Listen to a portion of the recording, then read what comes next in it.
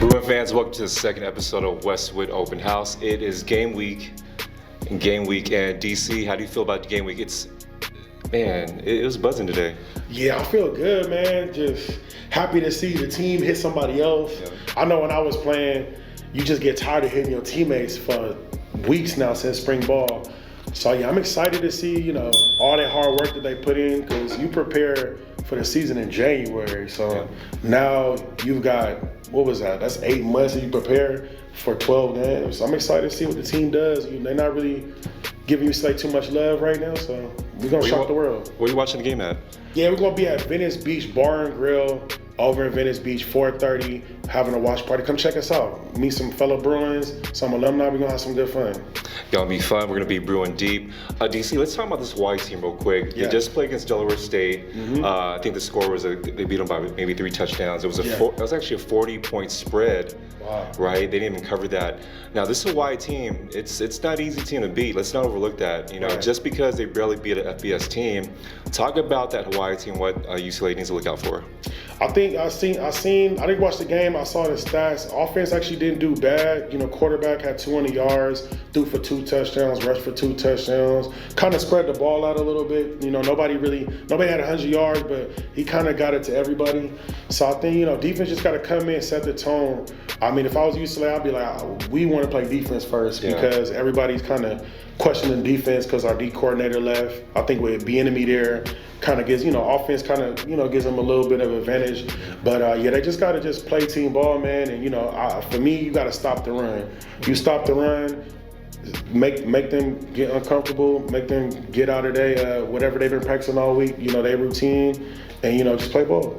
Our defense, I would say this about our defense. We have a veteran squad, especially the secondary. We have Davies, Kirkwood, KJ Wallace. We can't talk about KJ Wallace killing it in spring. And I think he's ready to come to play. Yeah, I think so too, man. I like Kanye Clark too, man. He's he plays nickel corner, has great feet, earned a scholarship at spring ball. So I'm just excited to see these guys just let loose and just have fun. You prepare all this time for this moment and just have fun and just make plays and don't worry about making mistakes. It's going, it happens. It's first game. Shout out to Kanye Clark, man, out there working hard. Yeah. Earning that scholarship, by the way. It's not easy, man, being a walk-on and doing things that they do. Yeah. Big shout out to him. Now, I have a bold prediction. I want to hear your bold prediction about the score. And it's obviously might be a blowout, but what's your prediction? Man, 100-0. That's my. I just play. I think we're gonna do well. I think. They're gonna score. It's home. They, like you said earlier, they already played the game, so they got first game jitters out the way. It's our first game under Coach Foster. I'm sure Coach Foster is gonna be going through emotions because he's been dreaming of this his whole, probably since he wanted to start coaching. So I think we're gonna come out. We're gonna come out hot. Hopefully, we just keep on the throttle. But I think we should at least win by 3 or 4 touchdowns and let the young guys play, get some reps in. Some reps in, Yeah, so Ethan Garber's going to grab that surfboard and go surfing probably in the third quarter? I think so, man. I think so, yeah. I'm excited to see Ethan just let loose. He had a great bowl game, so hopefully that trickles into this regular season. I will say this, Bruin fans that are watching this, go look at the game tape against Delaware State and Hawaii. Rest assured, we should be an easy one to know, but nothing's ever guaranteed in college football. Never. So we ran into TMA Titus during EA Sports Week when the football came out, and we had a short little footage, and let's go with that footage right now. All right, we have UCLA slot receiver Titus. Titus, your first game this year is going to be against Hawaii. Any jitters? First game jitters? No, I'm just super excited. Excited to be back. Excited to play my first game back home. My family will be there, my friends. I know my high school coaches will be there, so I'm excited. And my brother's going to be on the other team, so that'll be fun to play him. Shout out to your brother. And what number does he wear? How do we look out for him? He wears number 8. He's going to be a receiver on the other side. Me and him got a little side bet on the side. Obviously, who's going to win the game, because I'm riding my guys, and I know he's going to ride for the home team, so I'm excited to play him. Awesome. Now, for those who don't know how Hawaii is, the Bruin Nation that's come to Hawaii, what do they have to look forward to in Hawaii? Really just the aloha spirit. I mean, when you go out there, you can feel it from everybody. Everybody just try to show everybody love, So I'm excited that my teammates get to experience that, and I'm just happy that I guess it's just to go back home. Any good food spots you could tell your teammates to go to when you're out in Hawaii? Food spots. There's this place called Oli's Kitchen. That's a pretty solid spot. And a place called Mwani's. I like going there on a Sunday brunch. That's a solid spot me and my family goes to. Awesome. Now, you guys moved to the Big Ten this year. Any teams that you're looking forward to playing against? Oh, everybody. I mean, to be playing some of the teams that came with us from the Pac-12 and really just the future, you know, of us being in the Big Ten and being able to see them, those teams play, and I guess travel out Midwest and have them boys come travel out to us and see how it is to play in the Rose Bowl. And you're going to be playing against your old teammate, Dylan Gabriel. How's that going to feel? Excited. I'm happy for him. I'm happy for everything that he has going on for him. But at the end of the day, it's going to be a battle once we, step on that field. But off the field, I'm going to love that guy for sure. Awesome. Thank you so much for your time, and have a good look at the season. Thank you.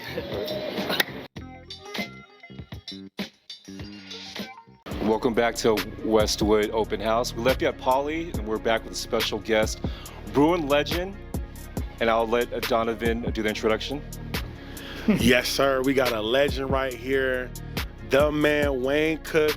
He's the voice of UCLA, but also was a quarterback here. Won a Rose Bowl during his time here. First time in 8 years, man. Welcome to the show, Nguyen. You know what? Thank you. Yes. Little revisionist history, we did not win that Rose Bowl, but that's okay. We were the first team in 8 years, as you guys pointed out, to go to a Rose Bowl. We had 6 All-Americans on that team. Jeez. Wow. John Ogg is one of the best players ever. J.J. Stokes should be remembered forever. Your buddy Mike Nguyen was on that team. It was just, I had one of the greatest offensive lines that had ever played. Young players like Skip Hicks. I mean, like, it was Donnie Edwards was on that team. I don't know if you guys saw his special the other day. What a great human. But I'm just proud to be a part of UCLA. I mean, I blush a little bit when we talk about the past. I wish we had won more games than we did, but I'm also really proud of what we accomplished. Yeah, you guys did a lot of firsts here. UCLA is known for its diversity, but another piece of history happened here in Bruinland. Maybe you want to talk about Mike Nguyen, number 81. So I love that you asked me the question. You and I just had a great conversation about this and how much it had an impact on you. Mike Nguyen, not only one of the brightest guys I've ever met, but he was a heck of an athlete. He came into UCLA and played early. He was a great slot receiver, and he was surrounded by 2 All-Americans in J.J. Stokes and Kevin Jordan. And so Mike, he caught a pass for me in the Rose Bowl for a touchdown. He's an inspiration, and I know you know this. He's out in the real world right now doing some stuff that's pretty amazing too, and we all knew that. Mike and I lived together for a little while. He was a much better student than I was, so I would hope he would rub off on me, but you pointed it out. And anybody that will listen to me, this school has been at the forefront of diversity and inclusion and so many amazing things. I remember being in school here in the 90s and just being around athletes and first-time people doing things that were amazing. Mike Nguyen was one of them. You mentioned Jackie Robinson. I have a poster of him in my classroom where I teach. Ann Myers Drysdale, she played men's pro basketball for a little while. I remember watching Jackie Joyner-Kersey and Gail Devers run track out there, and I'm going, this place is, Arthur Ashe went to UCLA. Man. Right? So, like, for me, Mike Nguyen should be mentioned. And like you said, you told me this before, he inspired hundreds of thousands of Vietnamese people. Like, you can do this. And he was awesome. I love Mike. Yeah, I wasn't any good on the field, but I'll tell you one thing, Mike did inspire me to pick up the TV channel and tune into Bruin football every Saturday, and inspired a lot of us, hundreds of thousands of Vietnamese worldwide. Donovan, can you talk about our opener in 2 weeks, what we're looking forward to, Donovan? Yes, well, we got Hawaii and Hawaii, aloha, everybody, in a couple weeks, man. But I'm looking forward to, first of all, football starting, college is back. I'm looking forward to us, playing hard, playing fast, going out there. I mean, Hawaii, it's not going to be, nobody's easy opponent, but, we should go there. We should dominate, want to see the offense click, defense make plays, run around, play fast. You did all this work in the off season, spring ball, training camp. You get 12 opportunities to showcase this, and Hawaii's the first, and this is our first step to the Big Ten championship, and we got to come out fired up and ready to play. and it's Hawaii is beautiful, so it shouldn't be too hard. The time difference is a little different, you know, but we got just get some rest and just be ready. That's it. Wayne, what's that mindset 2 weeks away from a quarterback QB1 going through like Ethan Garber's taking that clear role in that leadership, that vocal leadership role? What do you think his mindset's going through this first game against Hawaii? He's excited. Yeah. I mean, like it's weird because like what Donovan's talking about, this team has worked their butt off. We've got upperclassmen across the board. Like this is why people are sleeping on this team. UCLA historically, I don't care if it was Matt Stevens who went to the Rose Bowl in the 80s, he was a senior. I was a junior, but I was a fifth-year junior. Like I was old. Like we've had Cade his last 2 years, was his best 2 years. Drew Olson, his senior year with Maurice and Mercedes, went off. Like we have Ethan Garbers, who everybody that comes out to practice goes, wow, this guy's awesome. I've been trying to tell people that for a long time now. Like I hate to be this person, but he should have been our full-time starter last year. He was a better player. He had more experience. It's not a knock on any of the other guys, but it should have been Ethan's job. He's taken that, and every coach I've talked to has said not only is he taken this ability to be a better quarterback, like just the way he throws the ball, the way he reads defenses, the way he has a grasp of a new offense this year, but his leadership. It was one thing I think Coach Deshaun Foster and everybody else wanted him to work on. We need you to step it up and be a better leader. Yep. And man, he is like everybody, like every single person I've talked to, and he's got some weapons. So if I'm Ethan Garbers, I'm salivating. I'm laying in bed at night and imagining this J. Mike Stern down the middle, Titus Mokiao-Atimalala across the middle in that deep over route. Like these are plays that we saw in practice today, guys. Yeah. And he's just spinning it with so much confidence. Like I have always said that with quarterbacks, like there's always a light bulb moment, like where you kind of figure it out. I think it happened earlier last year, but definitely in the bowl game. I feel like he had this moment where Ethan just looked like, you know what, dude, I got this. Yeah. Like they can't stop me. Talk about that bowl game, that momentum from the SC win and that bowl game win. Do you think that's what catapulted his confidence going to the offseason? Well, I'm pretty sure in the games that he played in, like the full time, he was like 5-1 last year. I mean, like he was really, really good already. I will tell people, and I hate to do this, I don't want to like have revisionist history, but I think we beat Oregon State and Utah if he plays. Yeah. I really do. I think it was a huge mistake. I just like him. Yeah. And what I really like, and this is going to be really important too, like we talked about my past a little bit earlier, when you have John Ogden and Vaughn Parker and Mike Flanagan and Craig Nowitzki blocking for you in front of you, and Derek Stevens, I hate to leave him out, but the first four played a long time in the NFL. One of them is one of the greatest of all time, in my opinion, the greatest of all time at left tackle. I agree too. Yeah, right? And so right now I look at Unije and I look at Carlin at center, which I think was a brilliant move to move him, a guy that played a lot of football. And then you've got Holsteg, who, by the way, if we remember, played at Purdue. He's played Big Ten and started in the Big Ten. And then you go to the other side. You got DeGiorgio, who played all year last year, and you got the grown man, the square guard. I can't even say his name yet, but at right guard, Alani. Yeah. Do the last name, Donovan. I've been working on that. But those five, healthy, with Garbers and the talented running backs and receivers, and what we've added to the team, right? Rico Hines coming in from Notre Dame. Yeah. We get Titus back. We already had Logan. Okay, Matavau at tight end. Now we lose Habermill, right? But now we bring in Bryce Pierre, and the other guys are playing well. And then you bring in a Jalen Berger. And Keegan, the lost guy last year, right, guys? Like everybody's like, dude, like Keegan's gonna go off this year. And it's like you add him to TJ and Berger, and then we got freaking fullbacks this year. So like, and Bieniemy, and so like I know I'm talking a lot, but like this all matters to Ethan Garbers. Yeah. Because when you have the people around you, everybody that knows football, man, it makes the game a lot easier for you. So now he has all these weapons. It's gonna be fun. Maybe DC, and you can touch on this about the speed. You know, I talked to TJ Harden earlier about the speed of this team. We're very fast. You have TMA. We have TJ Harden seems to get more faster during the offseason as well. Talk about how that speed is going to affect that Big Ten defenses they're going to face this year. So it's fun. Like, the first person I think of is Keegan, and I was because there's speed and then there's speed.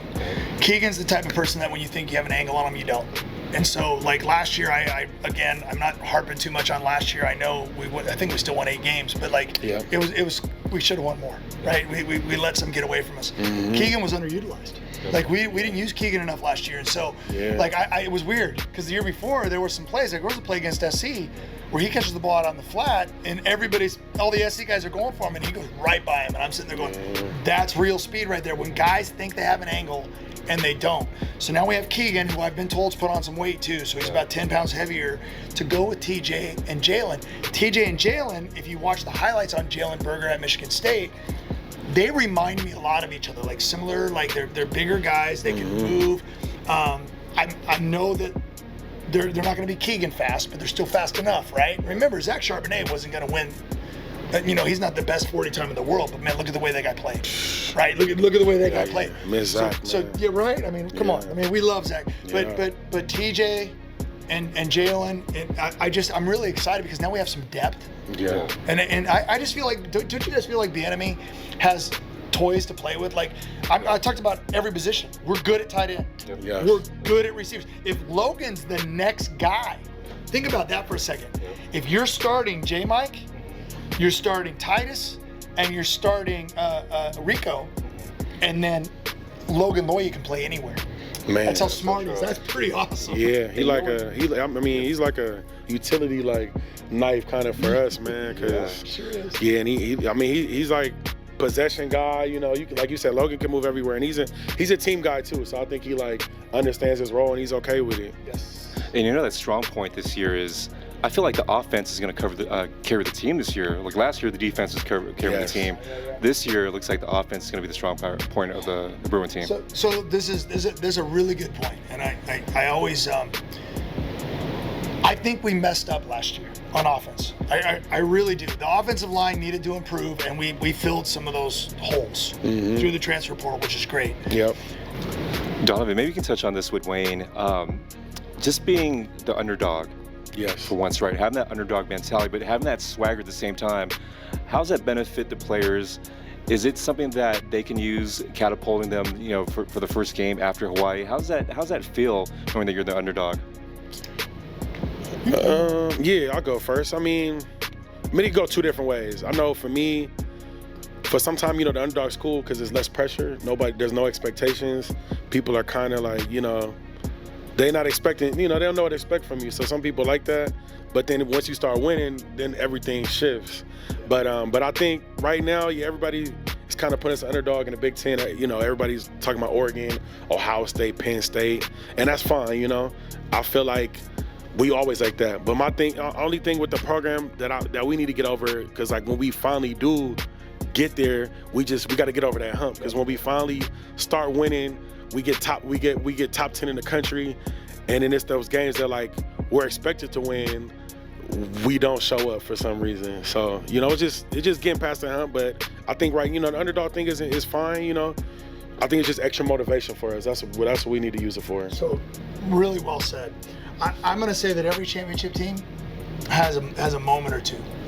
I mean, you could look at Alabama last year, right? Like Alabama should not have gone to the playoffs. Florida State should have. Yes. That freaking Auburn game ruined it for everybody. Yeah. Right? Because Auburn should have beat them. I mean, that last play was crazy. Yeah. But that's how you get into a championship. Like sometimes that happens. Heck out of me. Yeah. We posted something, a preview of our podcast, and we got slaughtered online. So I mean, you're doing something right. So whether it's political or whether it's sports, there are people ready to pounce. Yeah. We're going to keep doing our thing, man. We try to be as honest as we can. Yes. I can tell all three of us are excited about the season. So absolutely, 100%. Let's do one hot take though, Wayne. Me and Donovan have the same notion that Ethan Garbers is definitely top 3 quarterback in the Big Ten. You agree? Yeah, and I'm going to tell you guys, you've heard me this whole show. Ethan Garbers has an NFL arm. He can make every throw. He's got a quick release, and he is athletic. Everybody, they don't just think he's a drop back guy. Now, do I want him running too much and getting hurt? No, I don't. But he can move. He ran for a ton of yards in high school. He was a big-time recruit coming out of Southern California, went to Washington, and then came here. People are sleeping on Ethan Garbers. We got to keep him upright. Those guys up front matter, but he's got weapons. He's got a great offensive coordinator, a great coaching staff. So I don't even know. I mean, literally, Dylan Gabriel's good. Drew Aller, there's some other guys out there, but Ethan Garbers can work his way to the top if this team does what I think they can do. Yeah, I agree, man. And one more question for me. I was asking the team earlier this week, who's on your Mount Rushmore of UCLA Bruins? Oh, God. Yeah. So, it don't have to be football, any sport. This is hilarious. Oh, come on, football's any sport. See, any sport's tricky because then you go, oh my God, they got Kareem and we got Bill Walton. And we got.